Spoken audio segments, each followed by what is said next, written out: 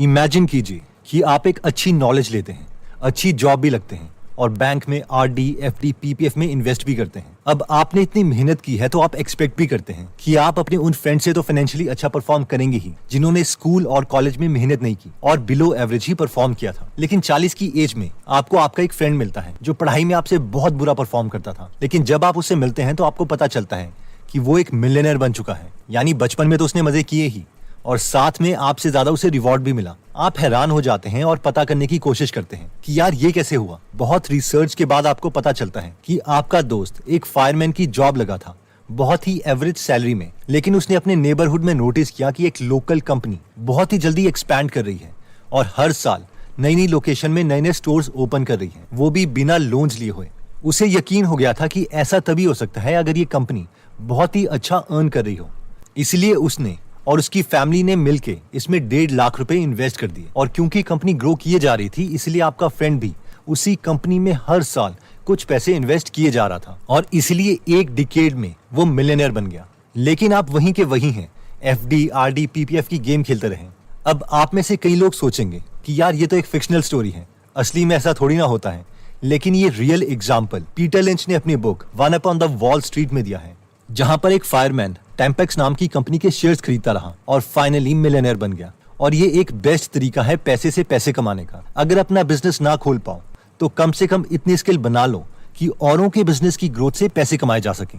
अब हम में से कई लोग सोच रहे होंगे कि सर ये तो बहुत डिफिकल्ट है, हर कोई ऐसा नहीं कर सकता, या फिर हमें इन्वेस्टमेंट समझ नहीं आती। लेकिन इस वीडियो में हम बच्चों की भाषा में सीखेंगे कि हम इन्वेस्ट कैसे कर सकते हैं। So let's start my dear brothers and sisters. Imagine कीजिए कि आप शॉपिंग के लिए बाजार में जा रहे थे और आपको आपका एक बचपन का दोस्त मिलता है राहुल। आप दोनों काफी टाइम के बाद मिले हो तो आप दोनों डिसाइड करते हो कि चलो यार थोड़ा टाइम निकाल के एक रेस्टोरेंट में कॉफी पी जाए। वहां पर राहुल आपको बताता है कि उसने एक बिस्किट बनाने वाली फैक्ट्री लगाई थी और उसे अपना बिजनेस एक्सपैंड करने के लिए मिनिमम 1 लाख रुपए की जरूरत है। क्या आप उसे पैसे दे सकते हो? इसके बदले में वो आपको अपनी कंपनी का कुछ हिस्सा यानी शेयर्स दे सकता है। आप राहुल को कहते हो कि मुझे सोचने के लिए कुछ टाइम चाहिए और फिर बाकी घर की बातें करके आप दोनों रेस्टोरेंट से वापस आके अपने अपने घर की तरफ चल देते हो। घर की तरफ जाते हुए थोड़ी देर के बाद आपको आपका एक और बैचमेट मिलता है, विकास।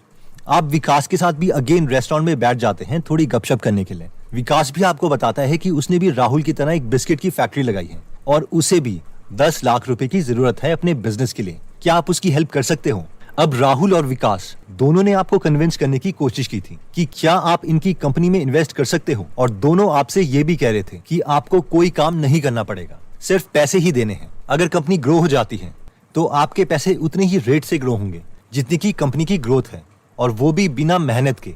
आप पैसे से पैसा कमा सकते हो। आप घर में बैठ के सोचते हो कि क्या किया जाए। दोस्तों दोनों ही ठीक हैं आपके, लेकिन आपके पास इतने पैसे नहीं है कि आप दोनों में इन्वेस्ट कर सको। आप अपने फैमिली मेंबर्स को देखते हो और उनके फ्यूचर के बारे में भी सोचते हो कि आप बिना सोचे समझे पैसे इन्वेस्ट नहीं कर सकते। काफी टाइम के बाद आप सोचते हो चलो अगर मैं दोनों में से एक फ्रेंड की हेल्प कर ही रहा हूँ पैसे इन्वेस्ट करके, तो कम से कम मुझे इन दोनों के बिजनेस के बारे में कुछ पता तो होना चाहिए। आप काफी देर तक बैठते हो और आप राहुल और विकास को सेम ईमेल सेंड करते हो जिसमें उनसे बिजनेस से रिलेटेड आपने कुछ सवाल पूछे। ईमेल कुछ इस तरीके से है, डियर भाई, इससे पहले कि मैं तुम्हारे बिजनेस में पैसे इन्वेस्ट कर सकूं, मेरे तुम्हारे बिजनेस से रिलेटेड कुछ सवाल हैं। तुम जितने जल्दी हो सके मुझे इन 5 सवालों के आंसर्स ईमेल में रिप्लाई कर दो ताकि मैं ठीक डिसीजन ले सकूं। पिछले साल तुमने कितने रुपए की सेल्स की थी? 2, उस सेल्स में से तुम्हें कितना प्रॉफिट हुआ था? 3, क्या तुमने बिजनेस के लिए अभी तक किसी से कोई उधार लिया हुआ है? अगर हाँ तो कितना? 4, अगर कल को बिजनेस में कोई दिक्कत आती है तो क्या बिजनेस के पास पहले से कुछ पैसे पड़े हुए हैं बैंक में ताकि उस बुरे वक्त में बिजनेस चल सके? और 5, तुम्हारे पास खुद बिजनेस का कितना परसेंटेज है? पेरेंट्स और भाभी को मेरी तरफ से नमस्ते। आप अगले दिन उठते हैं और अपना मोबाइल चेक करते हैं। आप देखते हैं कि राहुल और विकास दोनों ने आपकी ईमेल का रिप्लाई किया है। राहुल आपको डेटा मेल करता है। पिछले साल की सेल्स 10 लाख, पिछले साल का प्रॉफिट 3 लाख, अभी तक का उधार 50,000, बुरे वक्त के लिए कुछ रिजर्व्ड पैसे 2 लाख, मेरे पास बिजनेस की परसेंटेज 95%। विकास की भी ईमेल आपको आती है, उसके नंबर कुछ इस तरीके से, पिछले साल की सेल्स 10 लाख, पिछले साल का प्रॉफिट 1 लाख, अभी तक का उधार 6 लाख, बुरे वक्त के लिए कुछ रिजर्व्ड पैसे 10,000, मेरे पास बिजनेस की परसेंटेज 10%। अब आप मुझे ये बताओ कि आपके सामने स्क्रीन में दोनों की डिटेल्स हैं। अब अगर आपको पैसे इन्वेस्ट करने ही हैं तो किस कंपनी में आप पैसे इन्वेस्ट करोगे? ऑब्वियसली कोई भी कॉमन सेंस अप्लाई करे तो वो राहुल की कंपनी में ही इन्वेस्ट करेगा, क्योंकि राहुल और विकास की कंपनी की सेल्स सेम होने के बावजूद राहुल की कंपनी का प्रॉफिट ज्यादा है, उसकी कंपनी का उधार कम है, सिर्फ 50,000 रुपीज, और बैंक में रिजर्व 2 लाख रुपए है। यानी बुरे वक्त में भी उधार देने में ज्यादा प्रॉब्लम नहीं आएगी, और उसका उसके बिजनेस में परसेंटेज ज्यादा है, यानी अपने बिजनेस के लिए वो ज्यादा कमिटेड है। अब आप में से कई लोग सोच रहे होंगे कि ये एग्जाम्पल तो ठीक है, लेकिन रियल लाइफ में से कैसे इंप्लीमेंट करें। तो आइए रियल लाइफ में ये एनालिसिस करते हैं। ओके, तो सबसे पहले हम आते हैं screener.in पे, और वहां पर हम कोई भी कंपनी सर्च कर सकते हैं। Let's say Asian paints. अब जो 5 सवाल हमने राहुल और विकास से पूछे थे, वो सवाल हमें इन कंपनी से भी पूछने हैं। तो सबसे पहले हम खोलते हैं प्रॉफिट एंड लॉस स्टेटमेंट। तो सबसे पहले सवाल था कि क्या इनकी सेल्स इंक्रीज हो रही है या डिक्रीज हो रही है, यानी एशियन पेंट की सेल्स क्या है। जब भी हम कोई नंबर देखते हैं तो एक एब्सोल्यूट नंबर यानी एक साल का नंबर हमारे लिए मायने नहीं रखता, हमारे लिए पैटर्न मायने रखता है कि पिछले साल से अभी तक की ग्रोथ रेट क्या है। तो अगर यहां पर हम देखें तो जो सेल्स हैं ये करोड़ में नंबर है, तो ये 6400 करोड़ के आसपास थी, फिर 2011 में 7400, 9200, 10,000 और इंक्रीज होते होते 21,713 करोड़ होगी। तो ये एक पॉजिटिव साइन है। नेक्स्ट सवाल था कि इसमें से इसका प्रॉफिट कितना है। तो ये सारा काट के प्रॉफिट बिफोर टैक्स और टैक्स देने के बाद अगर हम यहाँ पे बात करें तो 836 करोड़ प्रॉफिट था, फिर इंक्रीज हुआ 843, 989 और इवेंचुअली 3139, यानी हमें ग्रोथ भी दिखाई दे रही है प्रॉफिट में। नेक्स्ट सवाल जो हमने पूछा था राहुल और विकास से वो था कि उनकी उधार कितना है। तो उसके लिए हम बैलेंस शीट में आएंगे। बैलेंस शीट में आने के बाद यहाँ पर इनका उधार है 229 करोड़, 233, और ये इंक्रीज हो रहा है।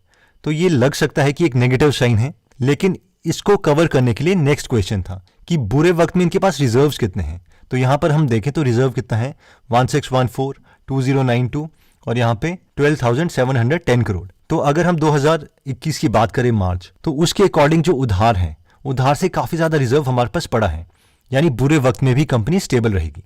इंडिविजुअली अगर हम बोरो को देखते तो वो मैटर करता, लेकिन अगर हम उसे कंपेयर करें रिजर्व के साथ तो इतना मैटर नहीं करता। कई लोग इनके रेशियोज ले लेते हैं, डेट टू इक्विटी रेशियो ले लेते हैं, यानी कितना है, यानी डेट उधार कितना है कंपेयर टू बाकी नंबर्स, तो वो भी हम कर सकते हैं। लेकिन अगर कॉमन सेंस भी अप्लाई करें तो ये भी हमें बता देता है कि यस डेट उतना ज्यादा नहीं है।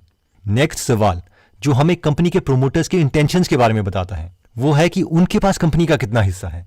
तो वो हम जा सकते हैं इन्वेस्टर्स पे, और यहां पर हमें पता चलेगा कि प्रोमोटर्स के पास 52.79% है, और इन्होंने इसको डाइल्यूट नहीं किया, यानी बेचा नहीं। जून 2018 से लेके इतना परसेंट ही इन्होंने होल्ड करके रखा है, जो कि बताता है कि हाँ इनको अपनी कंपनी पे विश्वास है। अगर ये परसेंटेज इंक्रीज हो रही है यानी वो शेयर्स को बाय बैक कर रहे हैं, खुद खरीद रहे हैं, और वो ज्यादा पॉजिटिव साइन है। फिर उसके बाद FIIs हैं, जो फॉरेन के इंस्टीट्यूशनल इन्वेस्टर्स हैं, उनकी कितनी है वो भी खरीदते रहे। ये डोमेस्टिक इंस्टीट्यूशनल इन्वेस्टर्स हैं जैसे SBI वगैरह या कोई भी म्यूचुअल फंड्स वगैरह होते हैं एक्सेट्रा। और फाइनली गवर्नमेंट के पास इतना शेयर है, और ये पब्लिक के पास यानी हम लोग जैसे रिटेल इन्वेस्टर्स हैं, हमारे पास ये परसेंटेज इस तरीके से हुई, यानी 20 से घट के 19.48% हमारे पास है। इसको अगर हम ग्राफ से समझे तो वो मनी कंट्रोल से हमें पता चल सकता है। यहाँ पर आप देख सकते हैं, तो इस ग्राफ से हम समझ सकते हैं कि अगर हम यहाँ देखें तो ये प्रोमोटर्स के पास है 52.79%, यानी ओनर्स के पास, ये हम लोगों के पास पब्लिक के पास है 19.48%, और ये डोमेस्टिक इंस्टीट्यूशनल जो इन्वेस्टर्स हैं उनके पास 7.35% है, और जो फॉरेन के हैं उनके पास 2.38 है। अब हम एक एक्सट्रीम ऑपोजिट लेते हैं एग्जाम्पल। ओके, तो अगर हम एक एक्सट्रीम ऑपोजिट कंपनी का एग्जाम्पल लें तो ये मुझे एक मिली थी MFL इंडिया लिमिटेड। तो यहाँ पे अगेन हम वही 5 सवाल अगर इससे पूछते हैं इस कंपनी से, तो सबसे पहले क्या था प्रॉफिट एंड लॉस। तो यहाँ पर हम क्लिक करते हैं, यहाँ पर आप देख सकते हो कि सेल्स कितनी है 0, 0, 75, 77, 90, 111, 127, ये इंक्रीज हो रही है। अच्छा लग रहा है कि यहाँ पे शायद कंपनी इंप्रूव हो रही थी, लेकिन दोबारा से 59, फिर 0, 1, बहुत ही अनस्टेबल सी कंपनी है। तो अगर हम प्रॉफिट के बारे में बात करें तो ये 0, 0, 1, 1, 0, 1, 1, 1, 0, -49 लॉस पे, फिर -25, फिर 32, पता ही नहीं चल रहा कि कंपनी में हो क्या रहा है। तो ये जो चीज़ें हैं ये बहुत ही नेगेटिव हैं ऑब्वियसली। अगर हम बैलेंस शीट में जाएं और यहाँ पर देखें कि बोरिंग्स उधार कितना है, तो 0, 0, 14, 12, 17 ये उधार बढ़ता रहा, 66, 74, फिर 38, फिर कम हो गया, और रिजर्व्स कितने हैं नेगेटिव में है -5, -5, -4, -3। तो ऑब्वियसली ये कॉमन सेंस हमें लग रहा है कि ये एक नेगेटिव इंटेंशंस है। अगर हम बात करें कि कंपनी के प्रोमोटर्स के पास कितना है, तो जो प्रोमोटर्स के पास है वो सिर्फ 0.42% है, यानी सारा का सारा उन्होंने पब्लिक को थमा रखा है। एक तरह से बोलना नहीं चाहिए, लेकिन ये स्कैम टाइप चीज़ है कि आप, क्योंकि अगर आपको अपनी कंपनी पे विश्वास है तो आप ज़्यादा से ज़्यादा होल्ड करना चाहोगे। इसे अगर हम ग्राफ से देखें और मनी कंट्रोल की वेबसाइट में आए MFL इंडिया और नीचे देखें तो ये आप देख सकते हैं ग्राफ से ज़्यादा क्लियर होता है, इमोशनली हमें समझ आता है कि ये सारा पब्लिक के पास है 99.48% और थोड़ा सा हिस्सा जो है 0.42% सिर्फ प्रोमोटर्स के पास है। यानी उन्होंने पब्लिक करी कंपनी और सारे शेयर्स अपने बेच के पब्लिक को निकल गए। और इसकी जो सबसे नेगेटिव बात मुझे और भी लगी थी वो ये थी, अगर आप इनकी वेबसाइट पे क्लिक करें MFL इंडिया तो वो खुलती ही नहीं है। ये डोमेन नेम ही कोई खरीदना चाह रहा है, तो ऑब्वियसली जो भी इस कंपनी में इन्वेस्ट करेगा तो ये बहुत ही बुरी इन्वेस्टमेंट होगी और पोटेंशियली जो लॉस है वो 100% होगा। अब मेन सवाल आता है कि क्या अगर ये कंडीशन सेटिस्फाई हो जाती है तो हम किसी भी प्राइस पर शेयर्स ले लें? इसका आंसर देने से पहले हमें PE रेशो को समझना पड़ेगा। PE रेशो का मतलब है कि एक साल में ₹1 कमाने के लिए हमें कितने पैसे इन्वेस्ट करने पड़ेंगे। फॉर एग्जाम्पल, अगर हम बैंक की बात करें और अगर बैंक में इंटरेस्ट रेट 5% है और हम बैंक में ₹100 इन्वेस्ट करते हैं तो एक साल के बाद ये ₹100 ₹105 में बदल जाएंगे। यानी 105 माइनस 100 इज इक्वल टू ₹5 की अर्निंग हुई है। तो इस केस में PE रेशो होगा प्राइस जो कि है ₹100 डिवाइडेड बाय अर्निंग जो कि है ₹5, यानी 100 divided by 5 is equal to 20।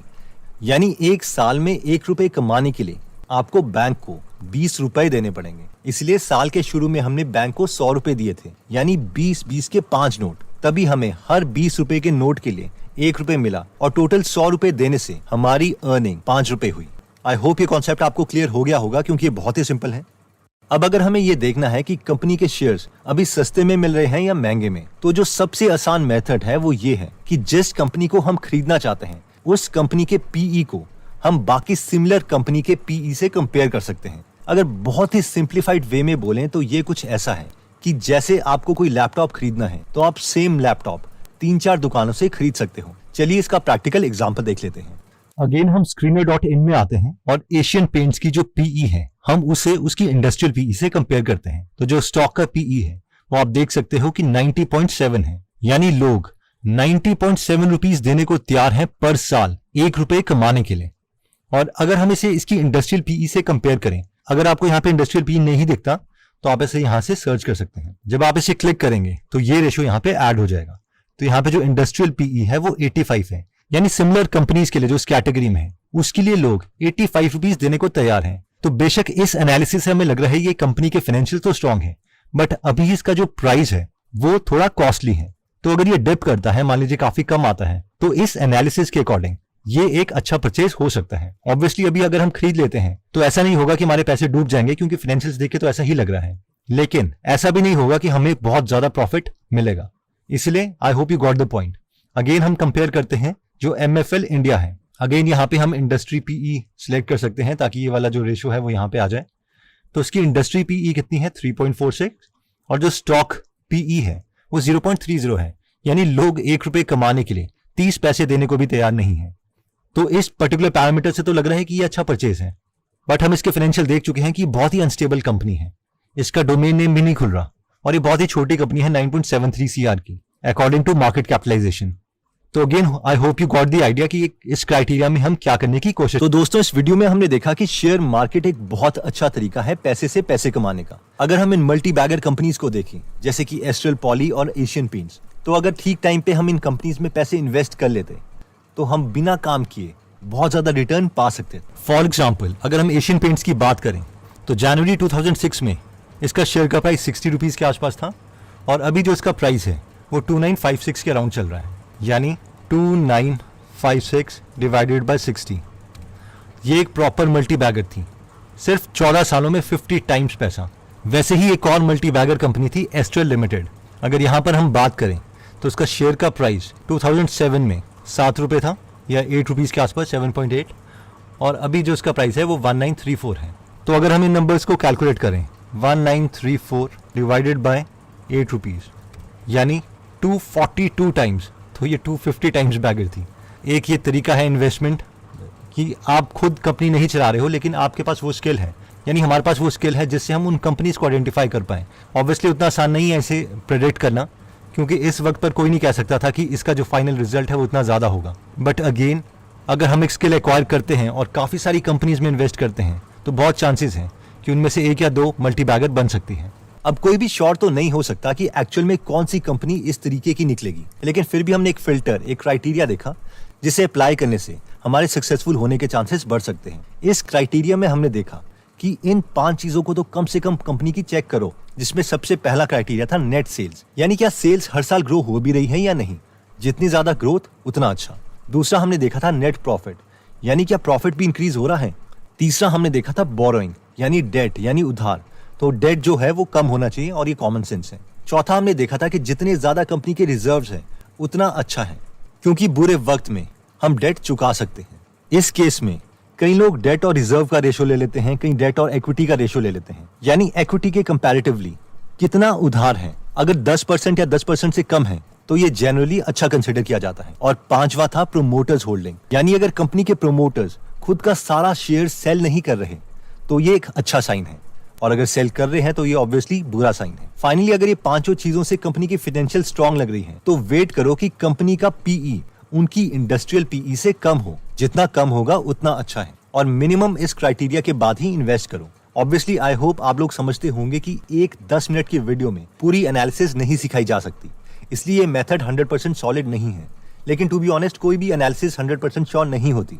In analysis से ये तो पता नहीं चलता कि कौन सी कंपनी के शेयर्स खरीदने हैं, लेकिन ये जरूर पता चल जाता है कि किन किन कंपनी के शेयर्स नहीं खरीदने हैं। इसमें ज्यादा सक्सेस के चांसेस तभी हैं जब हम बिजनेस के बारे में 100% पता है, यानी प्रोडक्ट क्या है, क्या लोग उसे पसंद कर रहे हैं या नहीं, कंपनी आगे एक्सपैंड कैसे करेगी।